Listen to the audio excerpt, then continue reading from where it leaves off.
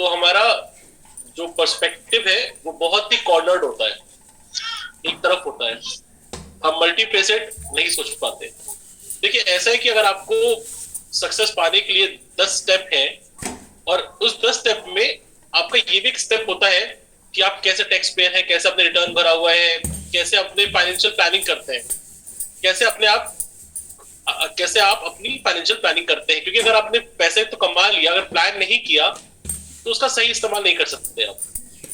तो अक्सर ज्यादातर लोग ना पैसे तो कमा लेते हैं और उसको प्लान नहीं करते और एंड अप होते हैं असल फसल में कुछ भी करते हुए। यहाँ पर बस मेरा इतना कहना है, रिटर्न फाइल करना हमारा उद्देश्य नहीं होना चाहिए।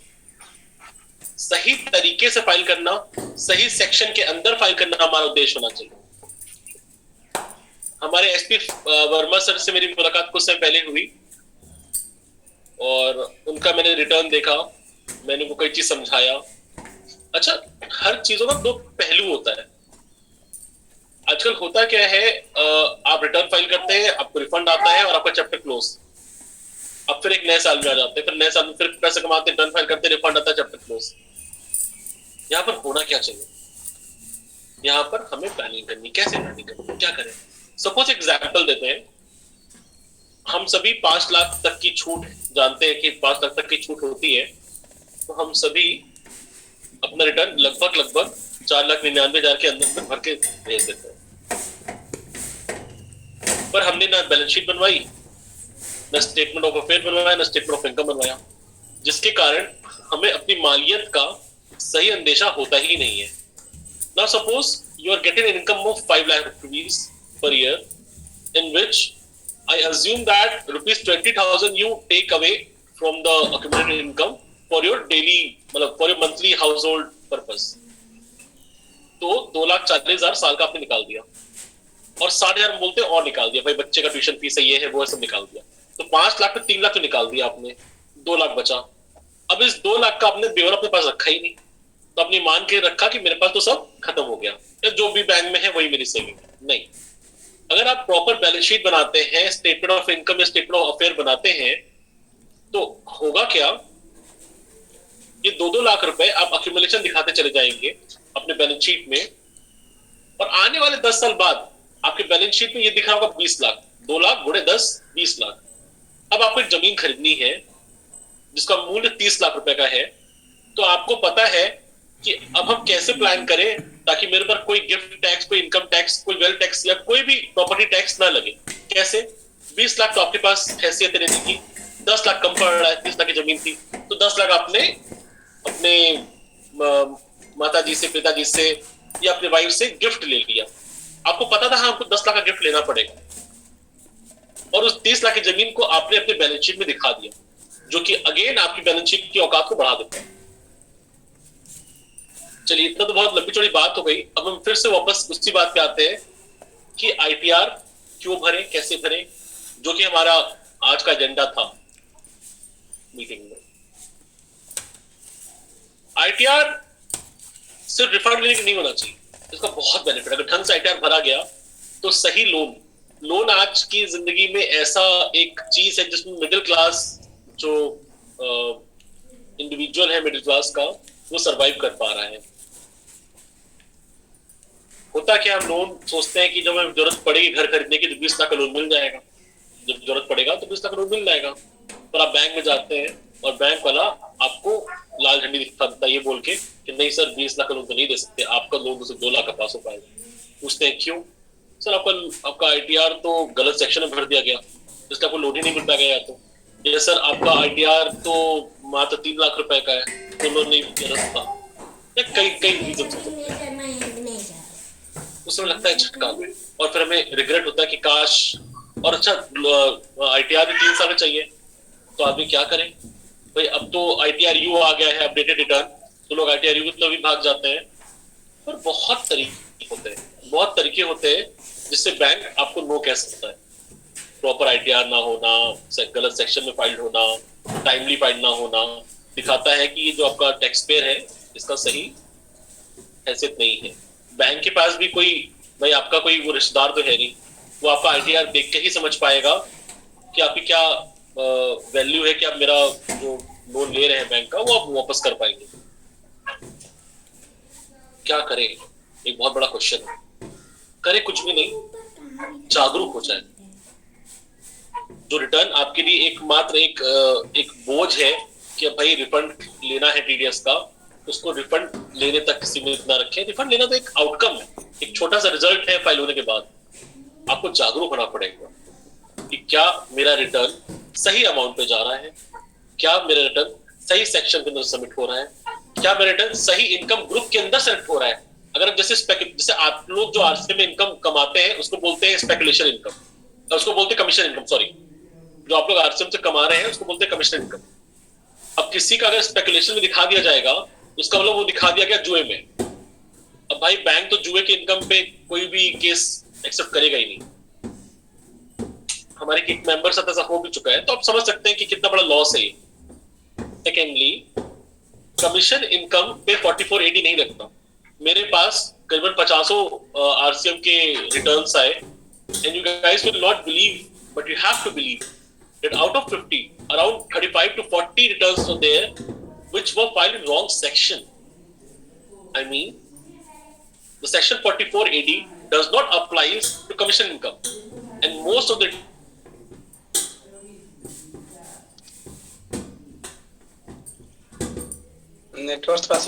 bank will straight away say no to you guys on the basis that the return has been filed in the wrong head, in the wrong section. Many times what happens is, sometimes the section is wrong, sometimes the income head is wrong. So both the times you have to be very conscious about this. आप लोग आवाज आ रही है मेरी? हाँ बिल्कुल साफ आ रही है सर, बिल्कुल बहुत क्लियर आ रही है सर, आ रही है। इंटरेक्टिव रहेंगे हम लोग, थोड़ा हम लोग इंटरेक्टिव रहेंगे ना। जी जी बिल्कुल बिल्कुल बिल्कुल समझ रहे हैं, सभी लोग गौर से सुन रहे हैं सर, सभी लोग गौर से सुन रहे हैं आपकी बात। ओके, जहां भी कहीं कुछ डाउट लगे आवाज आ रही है सर पूरी। Okay okay.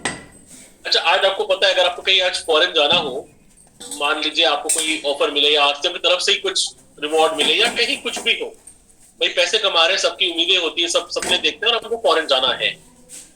फॉरेन जाने के लगता है वीजा, और वीजा में न कि सिर्फ आईटीआर लगता है, वीजा में सही मालियत का आईटीआर लगता है कि आप उस लायक हैं कि उस देश जा सकते हैं।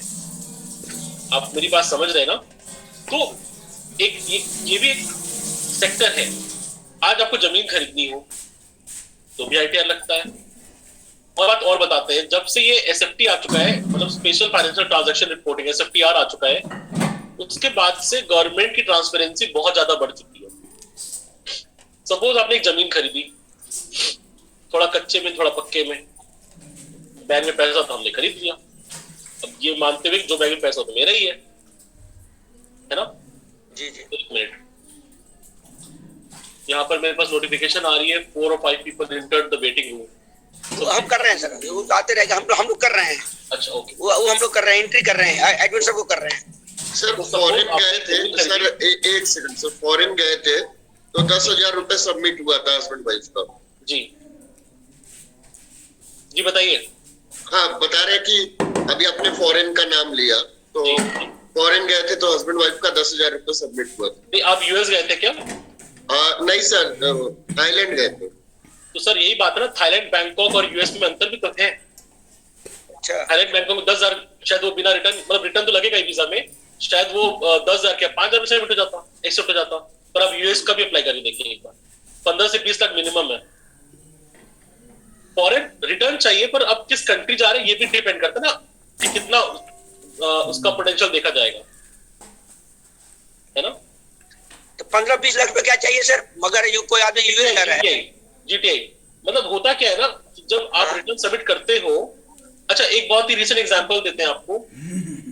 सपोज आपका बच्चा बाहर से पढ़ना चाहता है, यूएस में किसी कॉलेज से पढ़ाई करना चाहता है।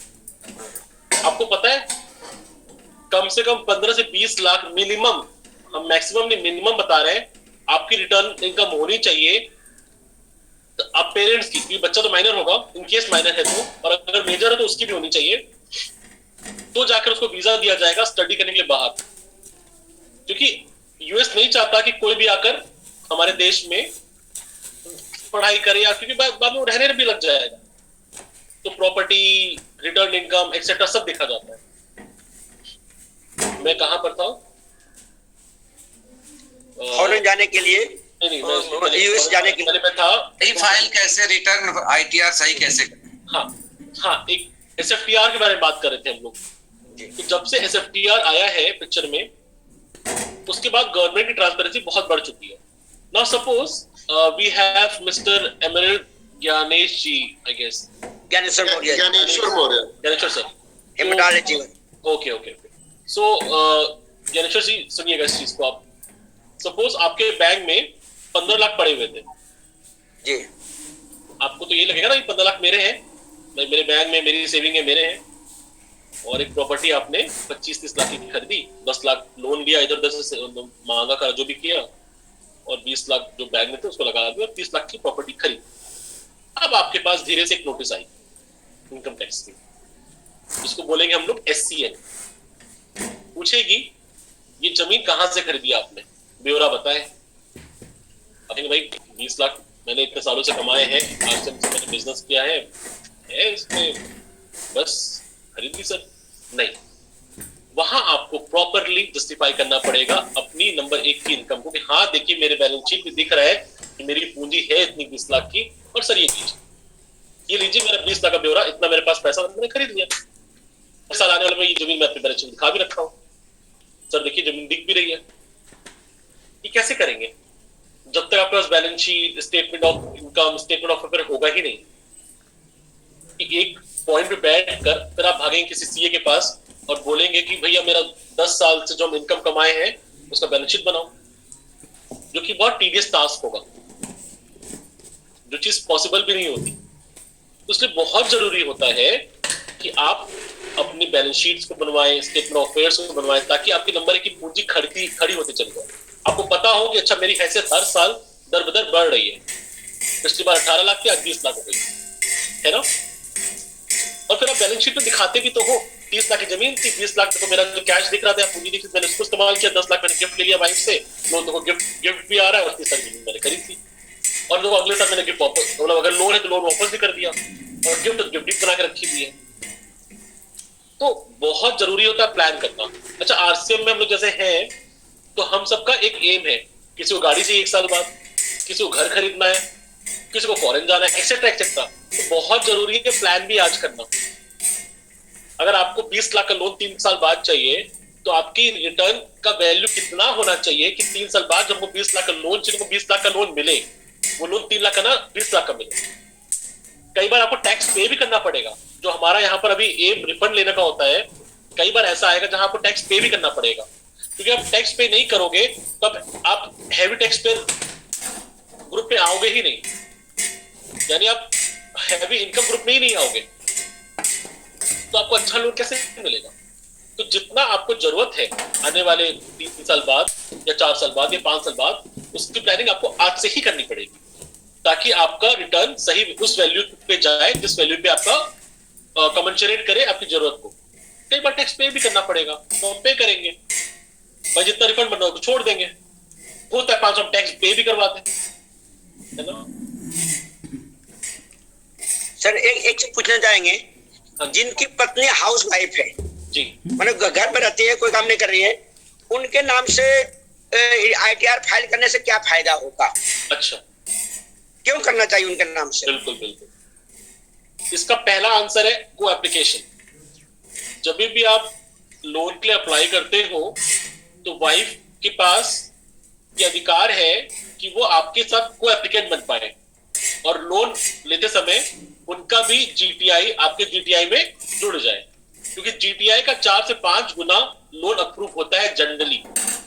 अब आपकी जीटीआई 4 लाख है, वाइफ की आ गई 6 लाख, तो 10 लाख में 10 गुना 4 हो जाएगा। और मैं आपको बताऊं सिर्फ वाइफ का ही नहीं, कायदे से तो आपके माँ बाप है अगर आपका कोई छोटा है या भाई बहन है उनका रिटर्न है तो उनका भी फाइल रखिए। क्यों? क्योंकि जब नंबर 1 की पूंजी चाहिए होती है किसी बड़े इन्वेस्टमेंट के समय, तो यही लोग फाइल से आपको गिफ्ट के रूप में 50-60 के अंदर या फिर आपको लोन के तौर पे अपना नंबर 1 का पूंजी दे सकते हैं।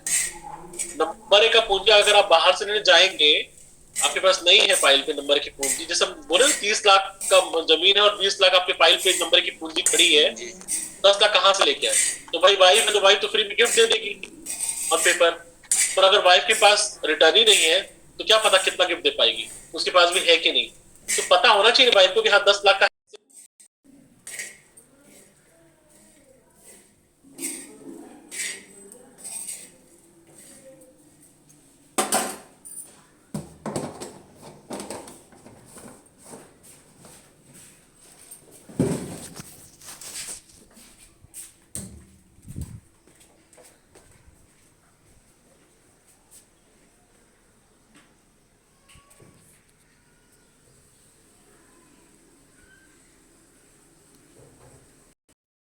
Recording in progress. 20 लाख से बिलो रखेंगे, बिकॉज 20 लाख से ऊपर ही आते ही जीएसटी का लाइबिलिटी आ जाएगा।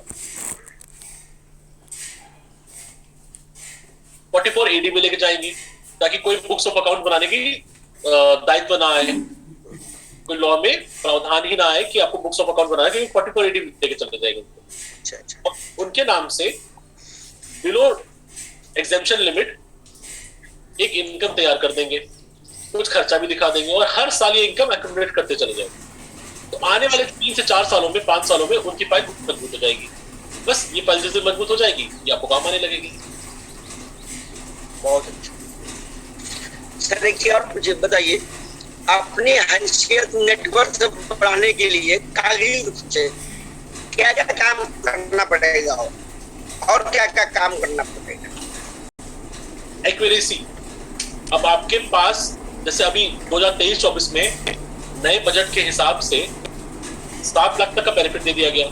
अब वहां पर अगर हम 6,99,000 भर देंगे ना तो ये साफ साफ दिखाएगा, जो कि काफी रिटर्न हम देखते भी हैं, जहां पर ना सही जानकारी नहीं होती है, अधूरी जानकारी होती है, वहां दिक्कतें आती हैं। कई लोग 6,98,000 6,95,000 गलती से रिटर्न भर देते हैं और जब रिटर्न फाइल कर देते हैं तो सामने से इनकम टैक्स डिपार्टमेंट अगर कोई भी इसमें फॉल्ट निकालती है और 2-4 हजार का एडिशन कर देती है तो आपका वो इनकम 7 लाख से ऊपर भाग जाता है और फिर टैक्स आ जाती है, तो टैक्स आ जाती है। तो हमारा ये पहली बात तो सोच होना चाहिए कि जिस रिटर्न इनकम पे हम फाइल कर रहे हैं, जो इनकम फाइल कर रहे हैं वो कुक ना नजर आए, वो नेचुरल नजर आए।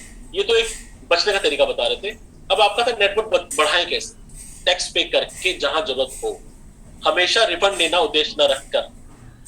हमको आज 50 लाख रुपए 3-4 साल बाद हमको बिजनेस में चाहिए तो हमको आज प्लानिंग करनी पड़ेगी उसके लिए।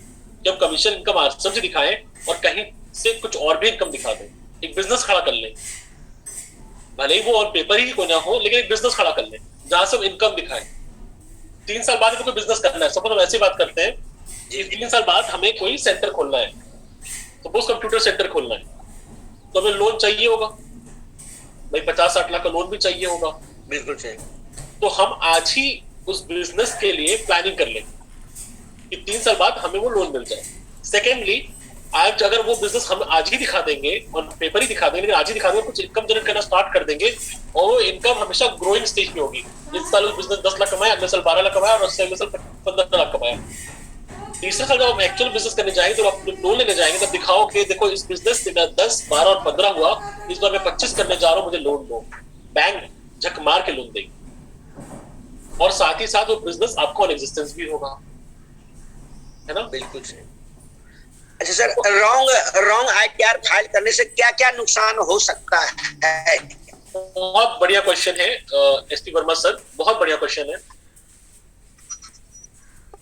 रॉन्ग आईटीआर फाइल करने से क्या नुकसान है मैं आपको बताऊं। रॉन्ग, आप लोग सुनिएगा, section 139 sub section 9 of income tax act 1961 में लिखा हुआ है, अगर आपने डिफेक्टिव रिटर्न फाइल किया तो 30 दिन या जो भी लिमिट दी जाएगी आपको, उस लिमिट में अगर आईटीआर सही तो रिटर्न फाइल किया ना फाइल किया सब बात बराबर हो जाएगा। It will be called void अब इनिशियो, वॉइड अब initio. Return shall be treated not file, तो उसका फाइल होना ना फाइल होना बराबर है ना। रॉन्ग आईटीआर मतलब डिफेक्टिव आईटीआर। 44 एडी पेनाल्टी क्या लगती है सर? पेनाल्टी क्या लगती है सर? पेनाल्टी का सीन तो ये हो जाता है उसमें ना कि 5,000 तो आपका भाई, पहली बात अगर आप रॉन्ग आईटीआर भरे आपके पास नोटिस आएगी कि 15 लाख कमाए थे और आईटीआर ही नहीं भरी आपने। आप बोले सर भरे तो थे, वो बोलेगा डिपार्टमेंट वाला कि नहीं सर आपने 4480 भर रखा है, आपकी इनकम तो कमीशन इनकम थी। तो क्या किया जाए? तो उस समय से लेकर अभी तक का इंटरेस्ट लगा दिया जाएगा। पहली बात अकाउंट पे वो 2 साल बाद पकड़े या 3 साल बाद पकड़े, डिपेंडिंग ऑन दिस। 3 साल बाद पकड़े तो 3 साल इंटरेस्ट लग जाएगा, 1 साल बाद पकड़े तो 1 साल बाद का इंटरेस्ट लग जाएगा। और पेनाल्टी वो कितने अमाउंट का लगाएगा और जनरल पेनाल्टी लगाएगा वो डिपेंड करेगा। बहुत अच्छा सर, यहाँ पर बहुत सारे सीनियर साथी लोग जुड़े हुए हैं। कोई क्वेश्चन आप लोग का है? बहुत सारे हमारे पास पर्ल है, स्टार पर्ल है, एमराल्ड है, स्टार एमराल्ड है। अगर किसी का क्वेश्चन है तो सर से डायरेक्ट बात कर सकते हैं आप लोग। सर एक सवाल मेरा है सर। हाँ बोलते जाइए, जो भी सीनियर साथी है सभी लोग बात कर सकते हैं। ये करते कि कुछ लोग मेरी टीम में है सर जो कि नेट पे था कि 399 में रिटर्न फाइल हो जाएगा। वो आपकी आवाज क्लियर नहीं आ रही, थोड़ी फिर से बोलेंगे आप? फिर से बोले। कुछ लोग ऐसे साथी है सर 399 का वो करके आता नेट पे करवा लेंगे तो रिटर्न हो जाएगा। अब उसी से वो करवा लेते हैं हर साल 399 499 डाल करके वो करवा लेते हैं। तो उसका क्या मतलब सही है गलत है, कैसे करवाते हैं वो? बहुत सिंपल सा आंसर है। I am no one to say कि वो सामने वाला क्या सही नहीं है। बस हम सिंपल सा बात बोलेंगे। आप दवा लेने जाते हो डॉक्टर के पास, एक डॉक्टर 100 में है, एक डॉक्टर 1000 रुपए लेता है सेम बीमारी का, एक डॉक्टर ऑनलाइन भी देखता है, पर आपको सेटिस्फेक्शन कहाँ आता है? It is you that you have to जज। क्योंकि 399 भरना है या 4000 भरना है, ये सारा डिपेंड करेगा। कोई है जो बोलेगा नहीं भाई हम डॉक्टर को देख तब हमें भरोसा होगा अच्छे से, है ना? कोई होगा नहीं बोलेगा कि भाई नहीं जिस डॉक्टर का अच्छा प्रैक्टिस है, पुराना एक्सपीरियंस है, उसी को कोई बोलेगा नहीं फर्क पड़ा। तो ये डिपेंड करेगा। खैर इतना मैं जरूर बोलना चाहूंगा, ऑनलाइन केसेस में क्या होता है ना, एक फोरम बना दी जाती है, कंपनी बना दी जाती है, और उसके बाद क्या होता है कि वहां पर जो बैकएंड पे कॉल आपका रिटर्न फाइल कर रहा है वो शायद वो बीकॉम पास हो, क्योंकि आपके पास तो एक ऑनलाइन का तबका लगा हुआ है something.india.com। आपने अपना रिटर्न भेज दिया, 2 सीए जरूर होंगे उनके पास या 50 सीए भी हो सकते हैं, डिपेंड, वो मैं नहीं कमेंट करने जा रहा, पर रिटर्न कौन फाइल कर रहा है इसका कोई भरोसा नहीं। And I have got many cases before my table comprising की जिन्हें रिटर्न इस तरह फाइल किया हुआ, वकील से कई बार देखा मैंने फाइल किया हुआ है, और वही रॉन्ग हैंड्स मैंने बताया ना, मेरे पास आए थे 40-50 रिटर्न आरसीएम जो भी अभी, उसमें मोस्टली 90% केसेस में रिटर्न डिफेक्टिव थे। अब मैं सबको बताता नहीं चाहता था ये बात, बिकॉज वो लोग घबरा जाएंगे भाई मेरा इतने साल रिटर्न जा रहा है तो नुकसान हो गया, क्योंकि रिफंड आ रहा है उनका, रिफंड रुका नहीं। पर वही जिस तरह पकड़ लिया अगर लोन पास कराते समय कुछ भी, वही तो सेक्शन ही गलत है, कहानी खत्म। कमीशन इनकम उसमें भी मैं बता दूं आपको कि अगर आप जब रिटर्न फाइल करने जाओगे अपना जुलाई, जिसका 31 जुलाई डेट है लास्ट, तो प्लीज जागरूक रहना, जो कि आरसीएम में बहुत बड़ा फॉल्ट है। मैं आज इतने सारे लोग हैं इस फोरम में, मैं फिर से ओपनली बोल रहा हूँ, आपका कमीशन इनकम कभी भी 4480 में रिटर्न फाइल नहीं हो सकता। Commission income is not allowed that it's return is filed in section 4480, पर मोस्टली 4480 में फाइल हो रहा है। आप सब अपना चेक भी कर लो। मैं तो ये कहूंगा आप सब लोग इस मीटिंग के खत्म होने के बाद समय निकालकर अपना कंप्यूटेशन, अपना रिटर्न चेक भी करना, क्या वो 4480 में फाइल तो नहीं हो गया? क्योंकि अगर 4480 में फाइल हो गया तो बहुत ही ओपन है कि वो डिफेक्टिव है। बिल्कुल सर, बिल्कुल समझ गया। एक घटना, ताजा घटना बता रहे हैं, गौर से सुनिएगा सभी लोग। इधर हम भी आईटीआर, हमारी मैडम का आईटीआर भरा जा रहा था, कोई सीए से भरवा रहे थे, सर से नहीं भरवा रहे थे। हम एक फ्लैट अभी लिए हैं हरहुआ में 56 लाख का बुकिंग करवाए हैं, हमको लोन की आवश्यकता थी। मैंने 3 साल का आईटीआर बैंक में जमा किया। जमा करने के बाद बैंक वाले ने हमारा लोन कैंसिल कर दिया। सोचिए, हम भी स्टेट बैंक में बहुत चल रहे हैं, लेकिन हम इतने लापरवाह थे कि हम अपने सीए के द्वारा भरवा रहे थे, हमारे कोई साधारण सीए थे उनके द्वारा भरवा रहे थे, और हम भी लापरवाह थे। हम भी देख ही नहीं पाए थे कि सही सेक्शन में भरा जा रहा है कि नहीं जा रहा था। जब बैंक में दिए, यहीं पर जो बनारस में रेलवे स्टेशन, बनारस के सामने में यूबीआई है, वहां पर दिए तो 3-4 दिन के बाद बोला कि सर आपका जो इनकम है, जो रिटर्न शो कर रहा है 10-12 लाख 12-14 लाख का ईयरली था, बोला कि आपका जो ITR है स्पेक्युलर इनकम में दिखा रहा है और इस पर बैंक कभी लोन करती नहीं है। और हम लोग भी नहीं लोन करते थे, हम लोग वो जो है लोन कैंसिल हो गया। और ये जो अगर किसी बैंक में दिखाया जाएगा तो कोई बैंक लोन नहीं कर पाएगी। और यही घटना 90% लोगों के साथ हो रही है।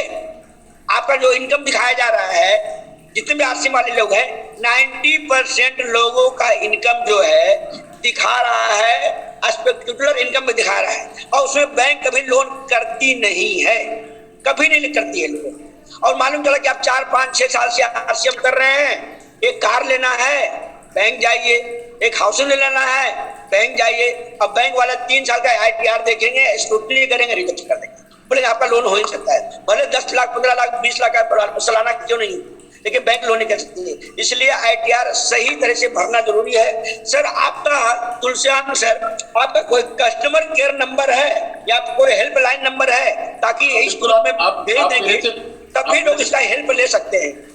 आप मेरे से डायरेक्ट कनेक्ट कर सकते हैं, कोई भी डाउट हो, कोई भी इश्यूज हो। टाइमिंग इसका 3 से 4 कोशिश करें, क्योंकि दिन भर मैं अपने बाकी पेंडेंसीज को निपटा रहा होता हूँ। तो सर अपना नंबर लिखवा देते हैं, अच्छा रहता है। हाँ मैं नोट कर रहा हूँ, आप नोट करिएगा। सभी लोग नोट कर लिए, थोड़ा सा जरूर जब भी इच्छा हो सर से बात कीजिए। सही ITR भरना बहुत जरूरी है, सही ITR भरना बहुत जरूरी है। सर नंबर जरा सा नोट कर लीजिए, सभी लोग नोट कर लेंगे। अच्छा रहेगा। 95 59 49 49 49। मैं रिपीट करता हूं, 95 59 49 49 49। वर्मा सर, मैं आपसे रिक्वेस्ट करूंगा कि एक बार आप शेयर कर दो अपने तरफ से, ताकि कंफ्यूजन नंबर में ना रहे। चला गया। अच्छा सर, एक चीज और जानना चाहेंगे सर, मान लें कोई आदमी दिल्ली में है, फरीदाबाद में है, जालंधर में है, नागपुर में है, अगर वो आपसे ITR भरवाना चाहते हैं, फाइल करवाना चाहते हैं, तो उसका क्या प्रोसीजर है? जो आदमी बहुत दूर में है। नहीं, आजकल तो डिजिटल इकोनॉमी है, इसका बहुत बड़ा बेनिफिट है। आप करेक्ट करने के बाद अपने डिटेल्स मेरे को व्हाट्सएप कर सकते हैं, या मेरा मेल आईडी उस समय जो आप करेक्ट करोगे, मैं आपको एक मेल आईडी प्रोवाइड करा दूंगा। उस मेल आईडी पे आप अपने डिटेल्स को फॉरवर्ड कर दो, एंड प्रॉपरली एक टीम आपसे बात करेगी, बात करके आपका ITR फाइल करेगी, और फाइल करके आपको रिवर्ट बैक कर देगी मेल और या फिर व्हाट्सएप के माध्यम से। सर एक क्वेश्चन है मेरा सर। जी बिल्कुल सर, आपने ITR के बारे में बताया कि जो ITR आपका सबमिट हो रहा है वो सही अमाउंट में हो, सही सेक्शन में हो, सही कुछ। तो जहां पे हम लोग ITR सबमिट कर रहे हैं सर, वो कैसे पता चलेगा? जैसे अभी हम अपने ITR का जैसे ऑनलाइन हम सबमिट कर रहे हैं, दिल्ली में हमारी टीम में है, उनके माध्यम से हम सबमिट कर रहे हैं, तो इसमें लिखा है फाइलर्स 139, पोस्टर में 1 लिखा है रिटर्न फाइल ऑन और बिफोर ड्यू डेट। सर जिस सेक्शन की बात कर रहे हैं आप, 139 सबसेक्शन 1 ब्रैकेट में, उसका मतलब होता है कि जो आप रिटर्न फाइल कर रहे हैं वो 139(1) के अंदर फाइल कर रहे हैं। जिसका जो सेक्शन है रिटर्न जो फाइल होता है, तो 139(1) के अंदर ही फाइल होता है, पर उसके अंदर सब सेक्शन होता है 44AD। आपको ऑप्ट करना पड़ता है कि क्या इसको प्रिजम्पटिव टैक्सेशन में लेके जाएंगे या कैसे लेके जाएंगे। ओके सर, इसमें जो अमाउंट दिखाया गया है वो बिल्कुल वही अमाउंट दिखाया गया जो आपने बताया कि आप 5 लाख का है तो 499 जिस तरीके से दिखाया जाए, हाँ, तो बिल्कुल वही चीज दिखाया गया है। सेकंड सर, एक चीज और कहना चाहूंगा जी, कि हमारा बैलेंस शीट बना रहे हैं कि नहीं बना रहे, ये हमको कैसे पता चलेगा? सर बैलेंस शीट अगर आपको दी नहीं जा रही तो नहीं बनती है। हाँ, क्योंकि हमसे LIC और बच्चों की फी और ये सब चीजों की जानकारी दी जा रही है, तो इसका मतलब है कि हमारा जो रिटर्न है वो गलत फाइल हो रहा है। दूसरा चीज की हम अपना CA चेंज कर सकते हैं, तो कैसे कर सकते हैं? सर CA चेंज करना या वकील चेंज करना है, जहां से भी आप जिस प्लेटफॉर्म से भी आपका रिटर्न जा रहा है उसको चेंज करना इज नॉट ऐसा चेंज करना। उसको क्या करना होता है, आपको सपोज इस बार का रिटर्न आपको XYZ से भरवाना है, किसी एक नए पर्सन से भरवाना है, तो आपके पास अपने इनकम टैक्स की ID पासवर्ड होनी चाहिए। अब सपोज वो भी नहीं है, या आपको लेने में दिक्कत है, आप ले नहीं सकते या मिल नहीं पा रहा, तो वहां पर वो पासवर्ड ब्रेक करते हैं। आप जैसे जब नए बंदे के पास जाओगे भरवाने के लिए, तो वो आपका इनकम टैक्स पोर्टल पे न्यू पासवर्ड रिक्वेस्ट कर देगा, आपके पास एक ओटीपी आएगी जिससे न्यू पासवर्ड क्रिएट हो जाएगा, बस खत्म हो गया। ओके, तो मतलब लास्ट पर्सन से मुझे बहुत ज्यादा परेशानी होने वाली नहीं है। नहीं, जिससे आप भरवा रहे थे उसको, उससे नए बंदे से भरवाने में दिक्कत नहीं आएगी। हाँ, पर हम रिक्वेस्ट करेंगे आप लोग से, एक्नॉलेजमेंट जो आईटीआर का होता है वो तो इंटरनेट पे मिल जाएगा, इनकम टैक्स पोर्टल से निकल जाएगा, पर कंप्यूटेशन जो होता है आईटीआर का वो उसके पास ही होता है जिसने पहले फाइल कर रखा है। तो आप लोग को सजगता यहां पर रखनी होगी कि आप अपना कंप्यूटेशन अभी ही, आज ही, कल ही, परसों में जहां से भी फाइल करा रहे हैं उनको बिना बताए कि हम आपसे आगे फाइल करवाएंगे कि नहीं करवाएंगे, वो सेकंड क्वेश्चन है मेरा। आप उसी से अगर फाइल करवाएंगे तो भी, नहीं फाइल कराएंगे तो भी, इन दोनों ही केसेस में आपको उनसे रिक्वेस्ट करना है कि आपने जब से मेरा रिटर्न फाइल किया तब से मेरे को कंप्यूटेशन दे दो। ये कंप्यूटेशन बैंक जरूर मांगती है, आईटीआर का कंप्यूटेशन मस्ट है, और वो वही दे पाता है जिसने फाइल किया। तो आप भले ही फाइल कराओ ना कराओ नए बंदे से, पर आपको कंप्यूटेशन आपका होना जरूरी है। आईटीआर एक्नॉलेजमेंट से काम नहीं बनेगा।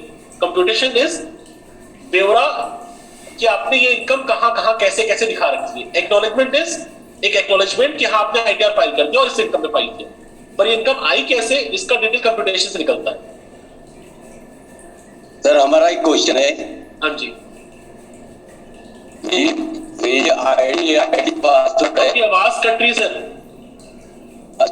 वीडियो बता रहा सर। हेलो, वीडियो ऑफ करके बोलिए। वीडियो ऑफ कर दीजिए, वीडियो ऑफ कर दीजिए। कर लीजिए सर। सर ये हमारा एक क्वेश्चन है।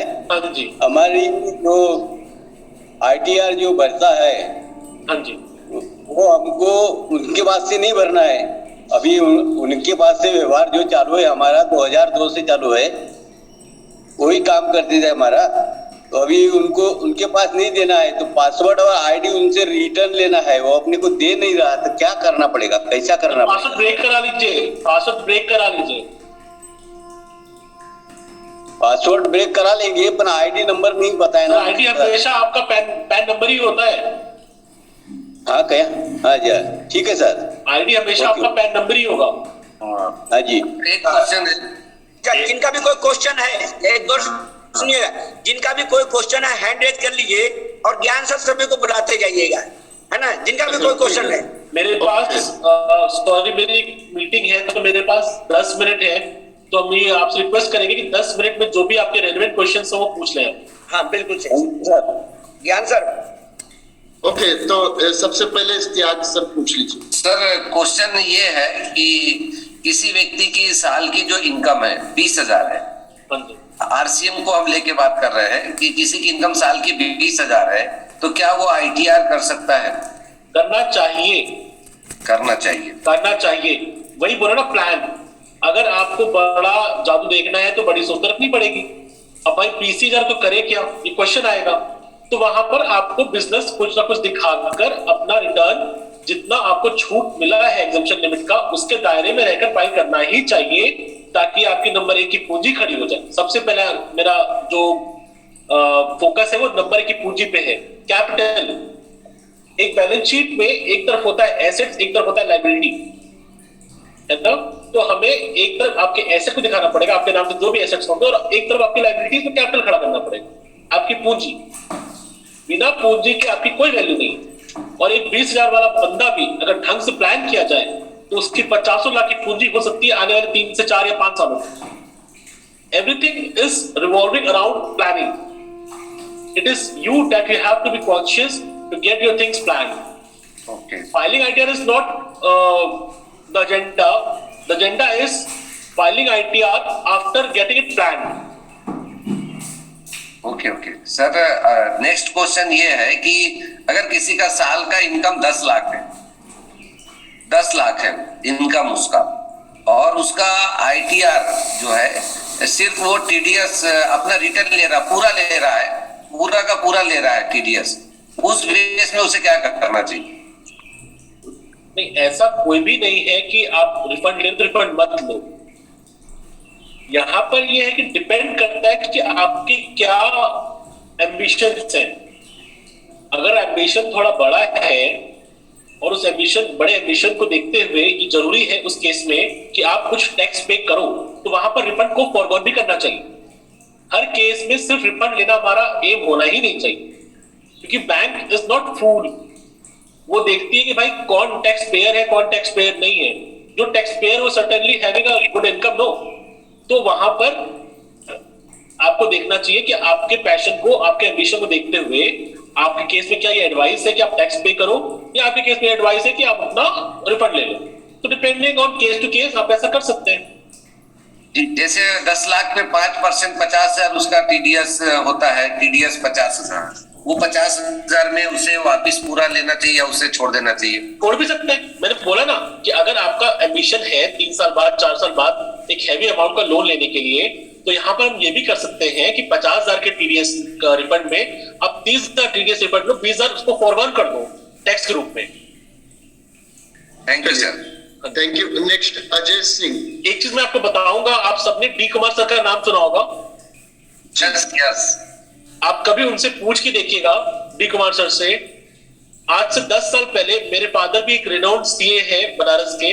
हमारी ऑफिस की प्रैक्टिस 40 साल से भी ऊपर की है। तो डी कुमार सर जब पहली बार आए थे अपना रिफंड क्लेम करने के लिए, आज से 10 से 12 साल पहले, तो मेरे फादर ने उनसे रिफंड क्लेम ना करा के टैक्स पे करवाया था। और वो बहुत पजल्ड हुए थे कि भाई ऐसा भी कौन करता है, क्योंकि आप जनरली जाओगे किसी वकील के पास या किसी के पास, कहेगा हाँ भाई रिफंड आ रहा है, रिफंड लोग आपका जितना रिफंड आ रहा है उसका हमको 1% दे देना, वो मेरी अलग से इनकम हो जाएगी। पर नहीं, उनसे टैक्स पे कराया था। और आप सभी डी कुमार सर को देख रहे हैं। तो डी कुमार सर की पूरी प्लानिंग हमारे ही द्वारा की गई है। ग्रेट, बहुत बढ़िया। नेक्स्ट अजय सर, फास्ट की सर को छोड़ दो। Thank you sir, thank you sir. मेरा क्वेश्चन ये है सर कि एक आईटीआर जहां से मैं फाइल कराता हूँ, उस व्यक्ति ने सर 2 लोगों का आईटीआर फाइल किया। एक हमारे सीनियर का 100 रुपए में फाइल किया और हमारा सर 1,000 रुपए लेकर के फाइल किए। तो हमने उनसे बाद में उनसे क्वेश्चन पुट अप किया कि सर आप आईटीआर फाइल कर रहे हैं तो एक व्यक्ति का 100 रुपया ले रहे हो और मेरा आपने 1,000 रुपया क्यों लिया? तो उन्होंने बताया कि सर आपका जो सेक्शन लिखा हुआ है ऊपर उनका फर्स्ट आईटीआर लिखा होगा और आपका 4 या 6 लिखा होगा। तो सर क्या ये 4 या 6 वाला सर सही है सर? बिल्कुल गलत है सर। आईटीआर 4 में जाए सुगम, या आईटीआर 6 जाए, आईटीआर 1 जाए, आईटीआर 10 जाए। आईटीआर किस सेक्शन, मतलब ये देखिए क्या है ना, जैसे 139(1) एक भाई साहब हमारे बता रहे थे कि मेरा इसमें फाइल हो रहा है, ये सही है गलत है। तो इसमें कई सारे सेक्शन और सबसेक्शन है। जैसे 139(1) वो सेक्शन है जिसके तहत आईटीआर फाइल होता है। 44AD वो सेक्शन है जिस ग्रुप में फाइल होना या नहीं होना चाहिए। दूसरा आईटीआर 4 या 6 वो सेक्शन है या वो नाम है कह लीजिए, जो जैसे क्या है ना, कोई सैलरीड है उसका आईटीआर 1 जा रहा है, एग्जांपल दे रहे हैं, कोई सैलरीड उसका आईटीआर 1 जा रहा है, कोई कैपिटल गेन कमा रहा है उसका आईटीआर 4 जा रहा है। ये सब एक बाइफरकेशन है, इसका इम्पैक्ट बहुत नहीं पड़ेगा, क्योंकि प्लानिंग जहां कर रहे हो, जहां आईटीआर आप फाइल कर रहे हो, मेहनत बराबर है। तो 100 रुपए लेना और 1,000 रुपए लेना ये जस्ट एक गुप्त बात है। अब उसने ले लिया तो बोल दिया, पर इसका बहुत इम्पैक्ट नहीं है। तो सर उसको अगर मान लीजिए वहां से हटा करके सर अगर मान लीजिए आपके थ्रू कराना रहे तो उसके लिए सर क्या करना होगा? पहली बात तो मैं ये सबको बोलूंगा कि अगर आपको अपना सीए, वकील या जो भी है वो चेंज करना है और कहीं और जाना है, तो प्राइमा फेसी आप लोग कंप्यूटेशन मांग लेना अपना सारा, और करना कुछ नहीं है। पासवर्ड दे तो अच्छा, ना दे तो ब्रेक करा। ब्रेक करने के लिए क्या है, आप आना पड़ेगा। अगर आप आओगे, नहीं आ पाओगे, अगर आप किसी और शहर में रहते हो तो यहाँ पर आप एक व्हाट्सएप पे बात करो, मेरे से बात करो और पास में ब्रेक करवाओ। Okay sir, thank you sir. Thank you. Last एक और ले लेते हैं सर, क्योंकि समय नहीं है आपके पास जी। तो वीडियो ऑन है। महेश मौर्य सर, आप बताइए क्या? नमस्कार सर, ये कह रहे थे कि सर हमारा वंडर वर्ल्ड क्विक और साल का हमारा लगभग 24 लाख का टर्नओवर होता है। तो सर मैं भी आरटीआर फाइल दाखिल करता हूँ ना, मेरे पास जीएसटी, क्या मुझे लेना आवश्यक है? अगर 20 लाख के ऊपर है सर आपका टर्नओवर तो आपको लेना आवश्यक है। तो सर इसके लिए क्या करना पड़ेगा? सर जीएसटी रजिस्ट्रेशन करा लीजिए, जीएसटी रजिस्ट्रेशन करा लीजिए और एक बिजनेस खड़ा कर लीजिए जिसमें आपको दिखाया जाएगा कि आपको इस बिजनेस कमीशन इनकम आ रही है। मतलब जैसे अपना आरसीएम है तो आपने आरसीएम को सर्विस दी, जी तो आप जब अपना जीएसटी नंबर दोगे आरसीएम को, तो वो आपको जीएसटी चार्ज करेंगे, उसका आपको इनपुट भी मिलेगा। जी सर। जितने लोग 20 लाख से ऊपर जिनका टर्नओवर हो रहा है कमीशन के द्वारा, क्योंकि सर्विस की थ्रेशोल्ड लिमिट 20 लाख है, तो आप सबको जीएसटी देना अनिवार्य हो जाएगा। जी सर, थैंक यू सर। ज्ञान सर एक सिद्धार्थ सर को ले लीजिएगा। सिद्धार्थ नरेश है, Siddharth sir. Sir Siddharth sir का सर हैंड रेस समाप्त हो चुका है, तो नहीं, हम कर चुके हैं, इनको म्यूट कर दिए हैं, अनम्यूट कर दिए हैं। सिद्धार्थ Okay. सर। जी सर, मैं यह से जानना चाह रहा था कि जैसे आपने कहा कि 44 AD में हमें फाइल नहीं करना चाहिए, बिल्कुल। तो फिर हमें किस सेक्शन में फाइल करना अधिक उचित रहेगा? सर आपका कमीशन इनकम जो है ना, नॉर्मल ही आपको मतलब जैसे कि आप 44 AD ऑप्ट नहीं करना है। 44 AD का अकेला ऐसा सेक्शन इसको ऑप्ट करना पड़ता है, बस आपको 44 AD ऑप्ट नहीं करना है। और फिर जैसे हमारा दोनों अगर इनकम हो तो कमीशन इनकम भी और बिजनेस इनकम भी हो तो जो दूसरा इनकम है, जो अदर देन कमीशन इनकम है, वो आप 44 AD में लेके जाओ, और जो कमीशन इनकम है उसको 44 AD में मत दिखाओ। या ज्यादा अच्छा क्या रहेगा, आप 44 AD में इनकम फाइल ही मत करो रिटर्न। अच्छा, बस उसको नॉर्मली उसको फाइल बस कर जाए, या तो बाइफरकेट कर लो तो नॉर्मल दिखाओ। Okay sir, thank you sir. Sir ये एक सवाल सर सर जैसे आपने बताया ना कि किस मतलब सेक्शन में हम लोग को कराना चाहिए, अगर वो आप 2-3 बता देंगे तो लोगों को अच्छा रहेगा। किस सेक्शन में कराना है, नहीं कराना है, इसको देखो आप किस सेक्शन कराना है, कहां तक बता पाएंगे। हाँ, इसमें नहीं कराना है उसको होल्ड करो। हाँ, कमीशन इनकम को कभी भी 44 AD में फाइल नहीं कराना है। और मोस्टली आप देखोगे, अगर अपना मैं जितने भी यहाँ पर अभी 700 लोग हैं, अगर आप अपना सेक्शन अगर देखोगे पलटकर, तो मोस्टली रिटर्न्स 44 AD में फाइल हुए हो मिलेंगे आप। हाँ मिलेंगे। तो रॉन्ग है, वो डिफेक्टिव है, गलत है। और उसका रेक्टिफिकेशन भी कराना चाहोगे तो बहुत लेंथी प्रोसेस हो जाता है। सेक्शन 154 के अंदर रेक्टिफिकेशन होता है और वो बहुत लेंथी प्रोसेस होता है, टीडियस जॉब होती है। आज से ही अपडेट करें, ज्यादा अच्छा है। अभी से जो इस बार का जो ITR फाइल करें, सभी लोग अपडेट करके कराएं तो ज्यादा अच्छा है। बिल्कुल। Right sir. तो अभी तो हम लोगों का भविष्य बहुत बड़ा है, तो सर हम लोगों को तो अभी से अगर शुरुआत कर लेंगे तो बड़ा काम हो सकता है।